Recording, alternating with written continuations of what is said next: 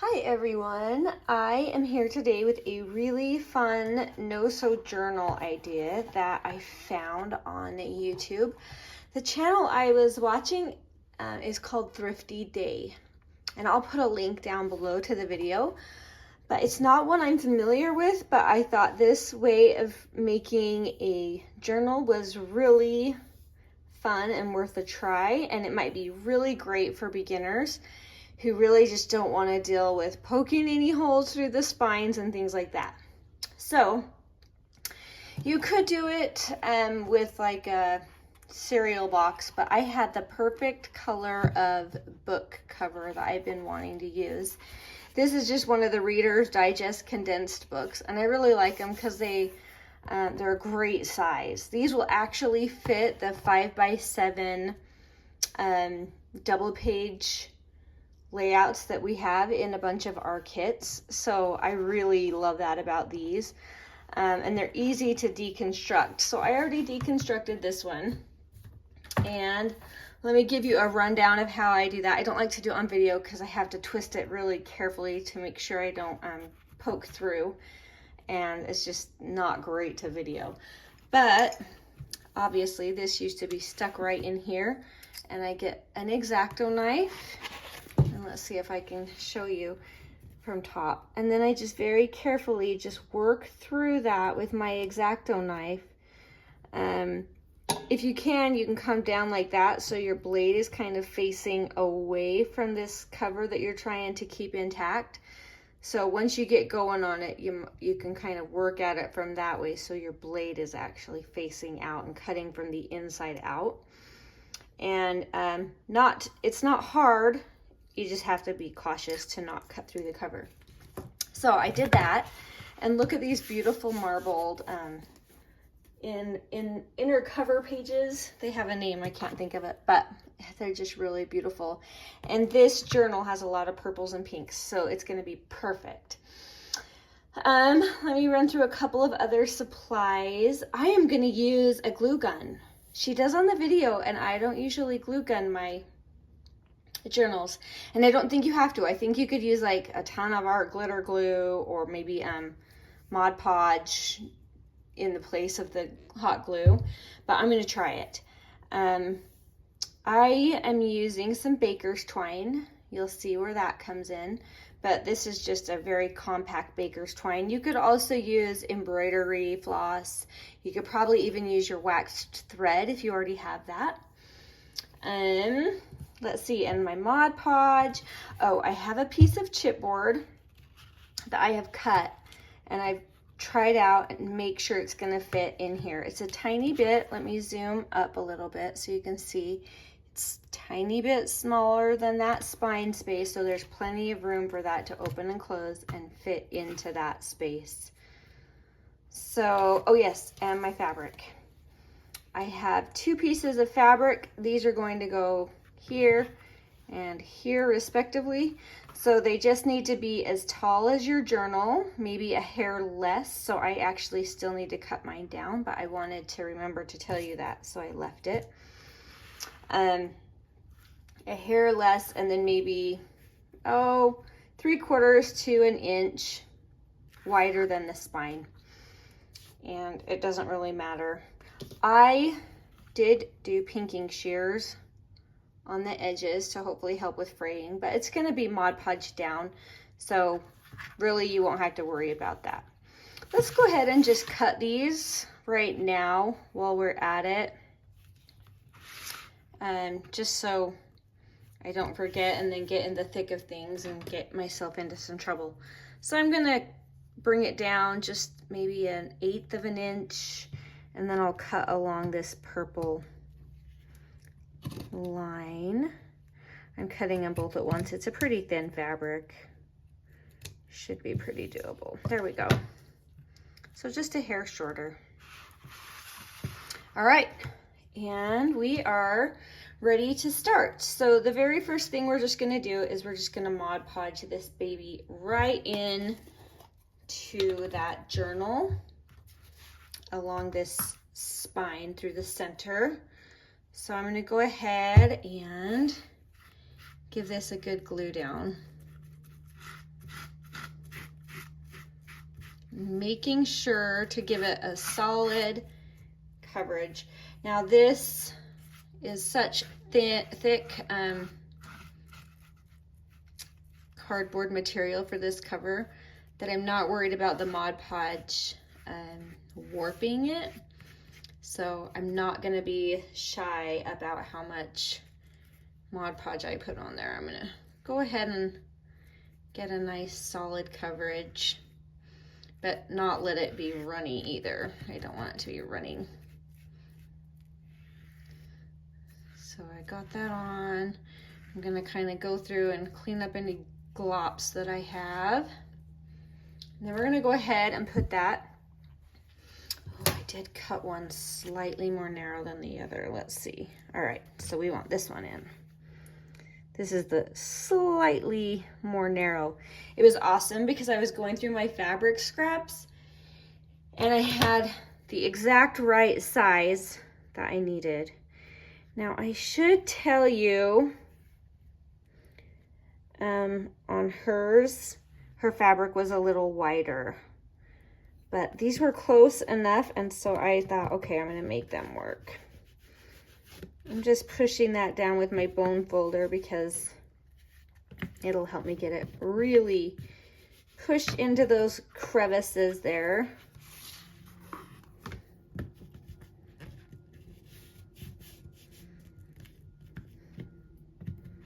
And I really do want to make sure that there's room for that cover to open and close, so I want to not accidentally make it so tight that things aren't going to move well.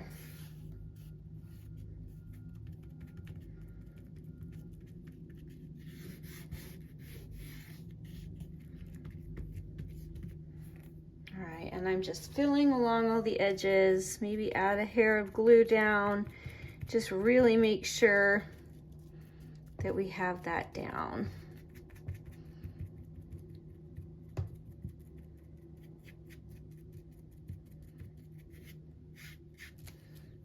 Awesome.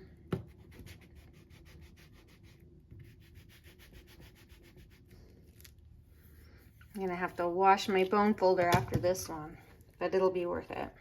I see it poking up somewhere. I don't like that. Here.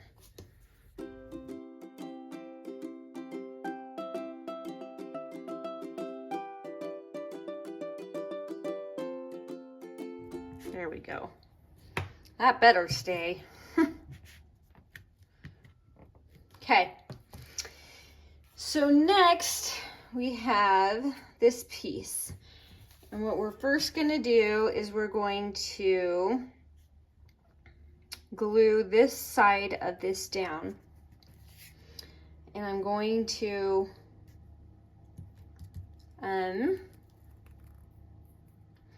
trying to think if I oh yeah, that makes sense. All right, don't worry, I got it. Okay, so I have 3 because I'm putting in 3 signatures and I want to wrap them twice. Now on the example video, she wraps it once, but at the end of the video, she says, I wish I would have wrapped that twice. So I'm glad to be able to learn from her wisdom, and I'm gonna go ahead and wrap each of these twice when I put them on. But before I can wrap it, I need to get this, let me move this to the side to dry. I need to get this attached to the center of that fabric, and then we're gonna wrap our strips around. So I'm gonna go ahead and another healthy dose of my Mod Podge. A nice healthy amount. And then I'll flip that over and I'm attaching, oh, you guys, I forgot. I have 2 scraps of paper, really quick. These are gonna go on the top and the bottom of that chipboard because, in case that's visible. I would rather not see it. You could use washi tape. You could use really anything that you have. I'm gonna have to probably re-decoupage that. Live and learn.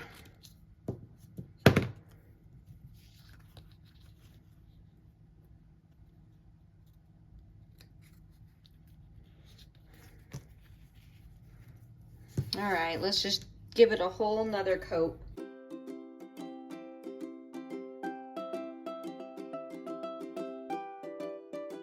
All right, I'm gonna let that dry for a minute and I will be right back.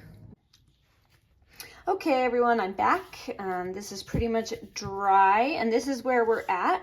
We have our spine onto this fabric piece, and we have another fabric piece already attached to our book spine. And now we're gonna go ahead and get our lovely baker's twine. Now I'm going to put in 3 of these because these are going to be for each signature I needed one. So I'm going to go ahead and wrap that about where I want it to be, just because that'll make sure it's tight at the end. And I don't want to pull so hard that I'm bending my spine, but I do want it to be nice and snug. So we're going to go ahead and start that knot, trying to keep it really snug, which is hard, but it's worth the effort that you make to get it there. So do the best you can. I'm really struggling. I should have made my strings a little bit longer so I had a little more. Do you know what? I'm going to quickly cut 3 more because I don't want to mess with that. I have plenty, so it's not like I need to worry too much about scrimping on my twine.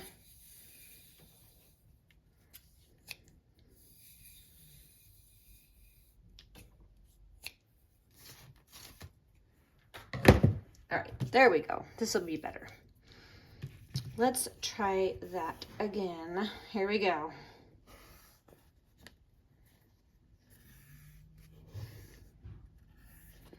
Now I've got plenty. And it doesn't matter at this point where those knots are because they're going to be movable at this point. That just gives me a little more leverage to get those nice and snug. All right, there's one.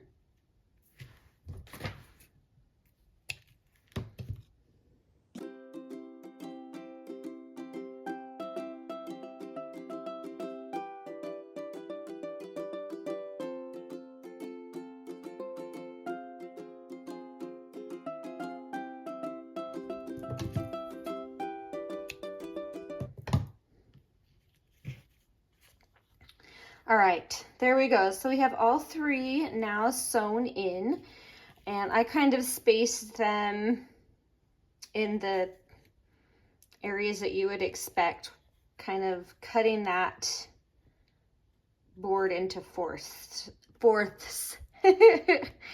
So the middle one is in the dead middle, and then we are just coming off of that equi-spaced just to give room for our signatures. I'm having talking trouble today, my goodness. All right, this is where the glue gun is going to come in, but first we're going to Mod Podge down and get those out of the way right here, and then we're going to put this in. So we're just going to do the one side at a time. So plenty of Mod Podge.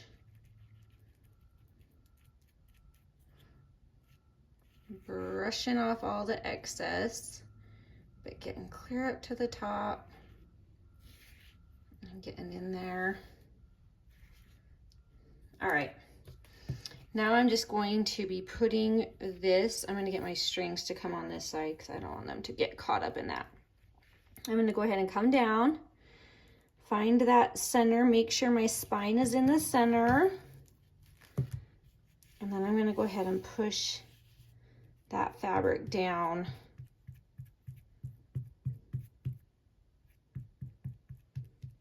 Lovely.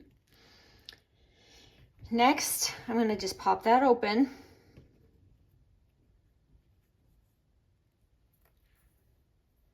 And I am going to do these, oh, sorry, I bumped you. I'm going to do these next 2 steps pretty fast. Now I could, before I get gluing, I could tape these. I have some bookbinding tape that's really strong, so I could tape that.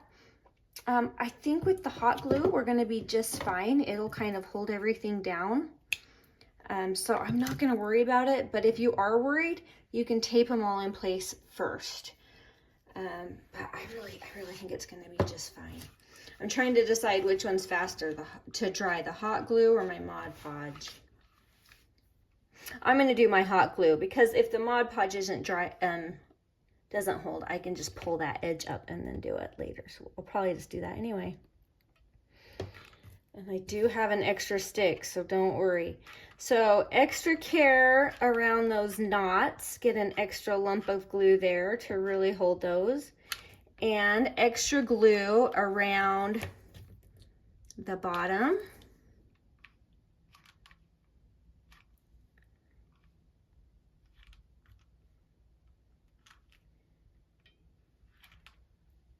And just glue, glue, glue.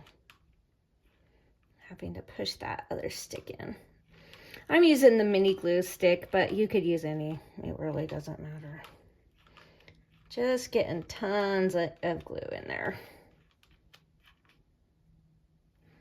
All right, I'm gonna go ahead and put that down while it's still nice and hot.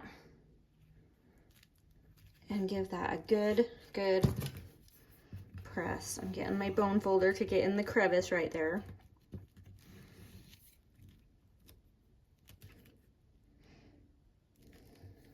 And now, I'm gonna get my Mod Podge.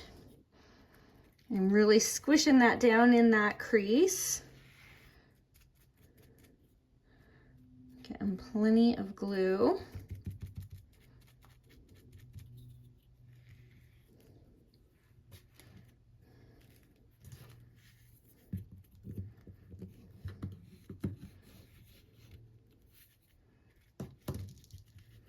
And then pushing that in.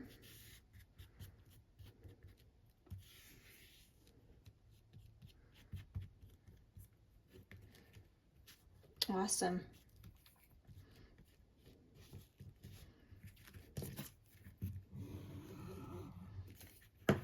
All right, so now we have our 3 places for our signatures that are in place. And it's going to be really easy to put them in. So I've already made my signatures. I kept these pretty small. I think 1, 2, 3, 4, 5. Yep. 5 pages for each one. And 3 signatures. So 15 pages altogether. I've already cut them down to size. Depending on your journal size, you'll have to do it. But let me show you how they fit on the cover. They really leave about, a 1/4 of an inch max, maybe a little less, around the cover, smaller than the cover size, because I want the pages to be inside the book, not sticking out so much. So then, to put these in, I just come here, and I'm going to pop that under there, and I'm just going to pull that to the center. And that is now in my book. Now, these will stay in really well. They're very secure. The one thing you could attach it somehow here, but I kind of like the idea that if you want to do sewing on a page, you can still take it out and sew on it and then put it back in the journal, which is kind of fun because usually I have to worry about doing all my sewing beforehand. So I kind of love that.